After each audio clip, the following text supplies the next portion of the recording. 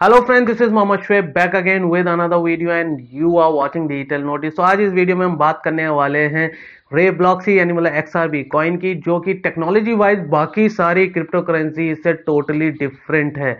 तो as usual हम बात करेंगे इसके फ्यूचर प्रोडिक्शन की, इसकी टेक्नोलॉजी की, और क्या इस कॉइन में हमें इन्वेस्ट करना चाहिए या नहीं।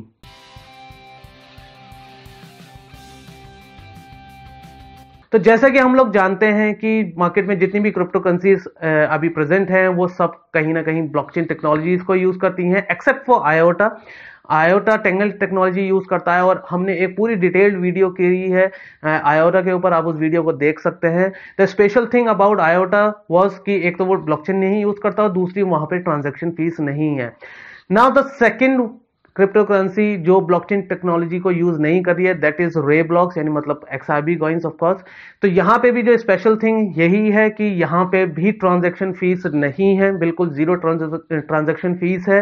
एंड यहां पे जो टेक्नोलॉजी यूज कर रहा है रे block that is block lattice. तो थोड़ा डिटेल में समझने की कोशिश करेंगे ब्लॉक लेटिस को।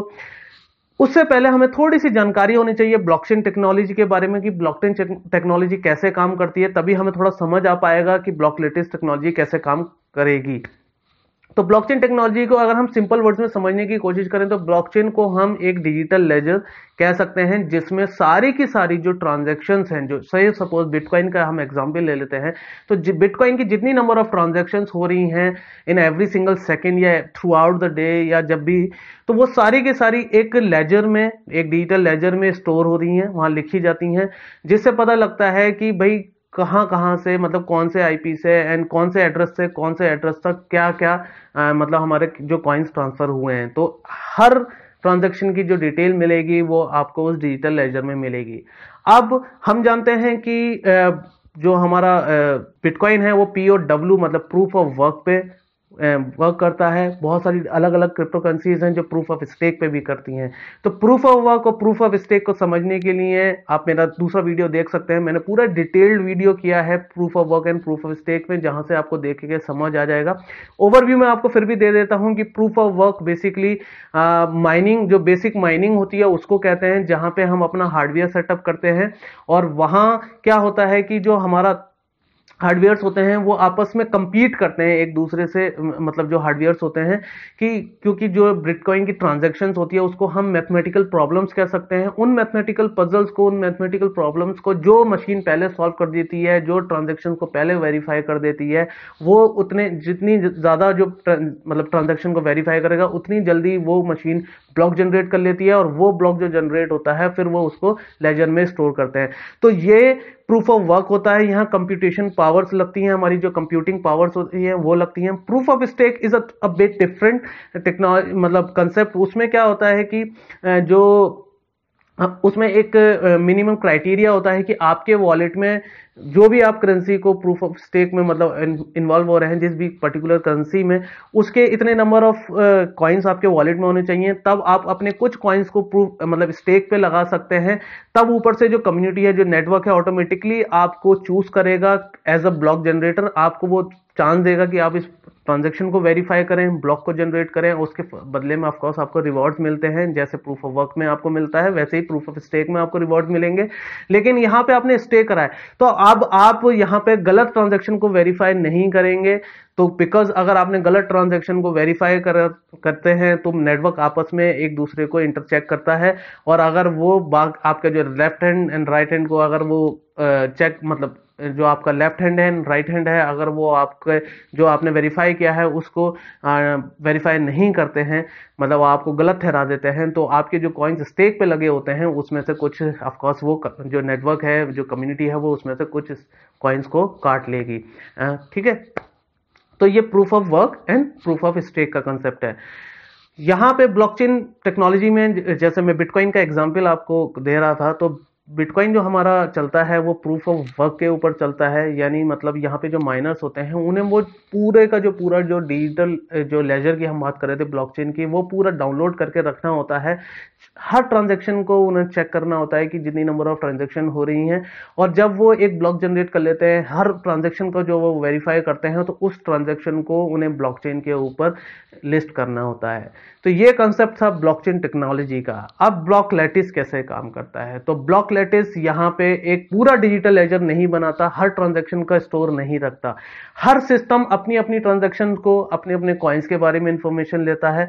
जो मेन लेजर जिसको हम कह सकते हैं ब्लॉक लैटिस के कंसेप्ट में, जो मेन लेजर है वो सिर्फ ये चीज स्टोर करेगा कि किस वॉलेट में, यानी मतलब किसके पास कितने कॉइन्स हैं, दैट्स इट, और कुछ नहीं। मतलब हर सिस्टम अपना अलग अलग ब्लॉकचेन स्टोर करेगा। एक तरीके से हम कह सकते हैं हर सिस्टम के पास अपना अपना एक ब्लॉक है, मतलब ब्लॉकचेन है, और उसका एक अलग अलग लेजर है। तो हर सिस्टम अपना अपना लेजर स्टोर कर रहा है और सारी ट्रांजैक्शंस वगैरह को वो उसमें मेंशन कर रहा है।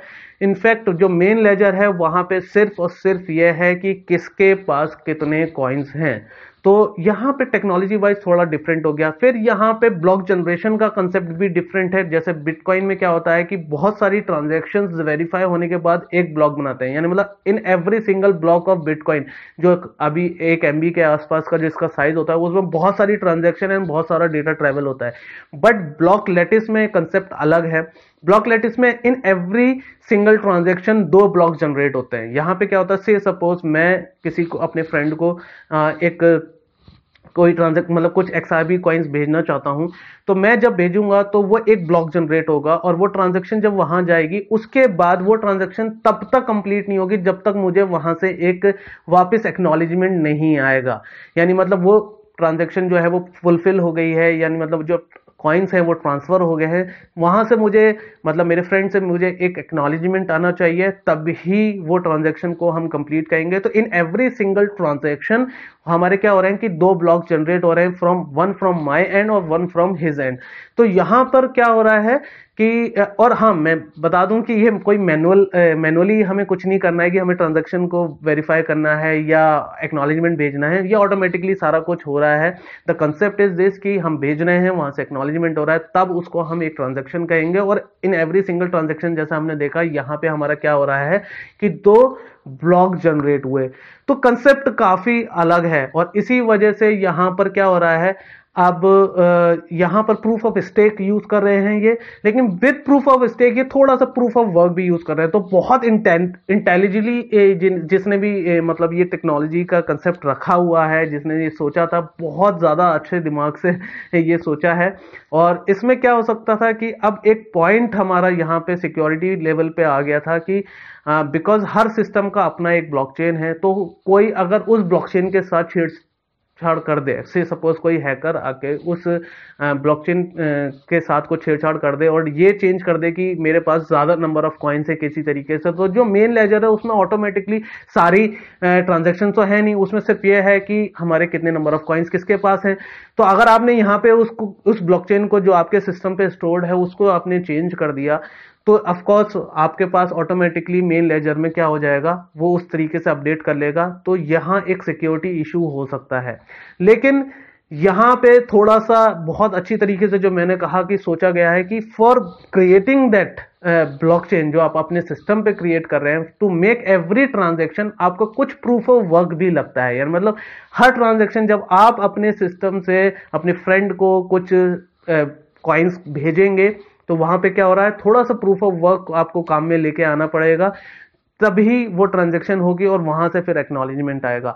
तो अब अगर आप एक ब्लॉकचेन क्रिएट करना चाहते हैं अपने सिस्टम के ऊपर, तो आपको बहुत ज्यादा प्रूफ ऑफ वर्क जो है वो इन्वॉल्व करना पड़ेगा, जिससे मेरे ख्याल से आपका कॉस्ट काफी पड़ेगा।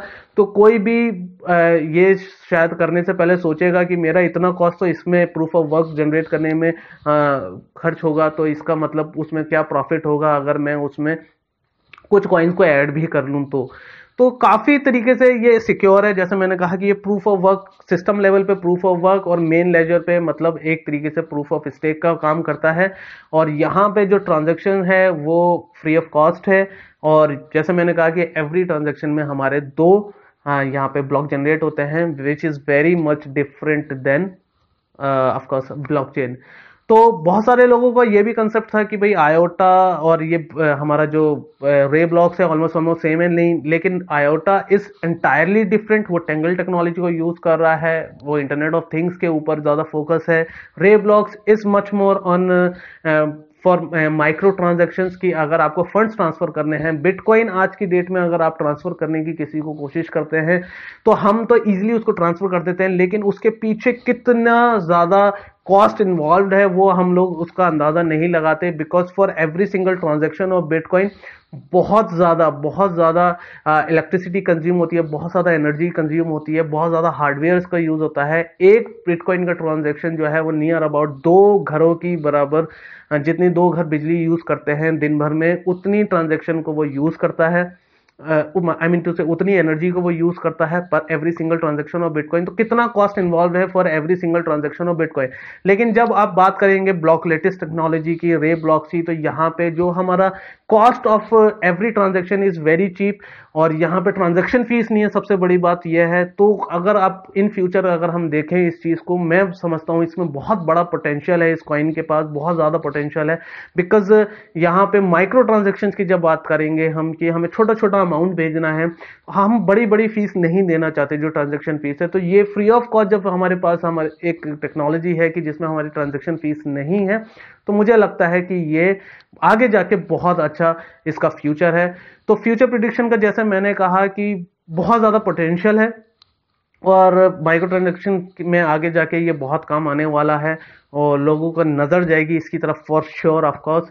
और इन्वेस्टमेंट पॉइंट ऑफ व्यू की बात करते हैं तो मुझे लगता है कि अभी मार्केट डाउन है, तो ये काफी नीचे आया है, काफी अच्छी इसने ग्रोथ कर ली थी विद इन फ्यू डेज, और अब मुझे लगता है कि अगर आप इसमें इन्वेस्ट करते हैं, बिकॉज इस टाइम ये फिलहाल डाउन है, तो आई गेस ये अच्छा इन्वेस्टमेंट होगा, एंड इन फ्यूचर बहुत अच्छा ये आपको प्रॉफिट देने वाला है जो मुझे लगता है। बाकी आप अपनी रिसर्च करिए और आप एनालाइज करिए इस कॉइन को ज़्यादा से ज़्यादा। तो उम्मीद करता हूँ आपको ये वीडियो समझ आया होगा। थोड़ा ज़्यादा टेक्निकल था ये वीडियो, और फिर भी मैंने स्टेप बाय स्टेप आपको सिंपली करके हर चीज़ समझाने की कोशिश करी। तो उम्मीद करता हूँ आपको ये पसंद आया होगा। हमारे वीडियो को ज़्यादा से ज़्यादा लाइक करें, ज़्यादा से ज़्यादा हमारे चैनल को सब्सक्राइब करें, हमारे वीडियो को शेयर करें ज़्यादा से ज़्यादा।